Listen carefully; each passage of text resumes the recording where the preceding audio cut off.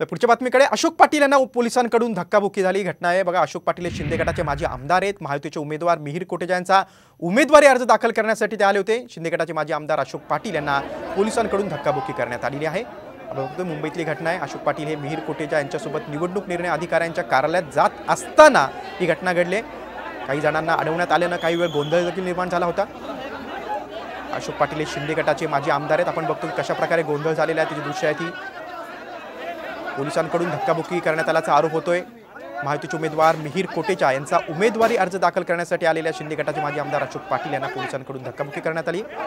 अशोक पाटील हे मिहिर कोटेचा यांच्यासोबत निवडणूक निर्णय अधिकाऱ्यांच्या कार्यालयाकडे जात असताना त्यांच्यासह काही जणांना अडवण्यात आल्याने हा सगळा गोंधळ निर्माण झाला होता। त्यावेळी धक्काबुक्कीचा प्रकार घडलेला आहे। मिहिर कोटेचा यांनी उमेदवारी अर्ज भरला आहे। मिहिर कोटेचा महायुतीचे भाजपचे उमेदवार आहेत। मुंबई उत्तर पूर्व मतदारसंघातून लोकसभेच्या रिंगणात आहेत। अर्ज भरण्यापूर्वी कोटेचा यांनी फडणवीसांसोबत रॅलीद्वारे शक्ती प्रदर्शन देखील केलेलं आहे।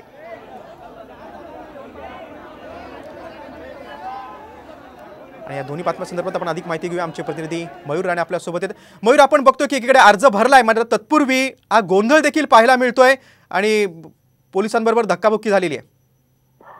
नक्कीच महायुतीचे उमेदवार मिहिर कोटेचा हे आज अर्ज भरायला विकोडी इथे आले होते। मात्र जेव्हा ते अर्ज भरण्याला गेले तेव्हा जे शिंदे गटाचे काही पदाधिकारी असतील किंवा त्यांचे पदाधिकारी असतील ते जेव्हा त्यांना देखील आतमध्ये जायचं होतं, मात्र 100 मीटरच्या अंतरावर कोणालाही तिथे परवानगी नसल्यामुळे पोलिसांसोबत आणि कार्यकर्त्यांमध्ये ती धक्काबुक्की झाली। त्याच्यामध्ये शिंदे गटाचे आमदार माजी आमदार अशोक पाटील यांना देखील धक्काबुक्की करण्यात आली। तेव्हा मात्र अशोक पाटील यांनी सांगितलं की मी माजी आमदार आहे, मला देखील आतमध्ये जाऊ दे असे अशोक पाटील यांनी सांगितलं।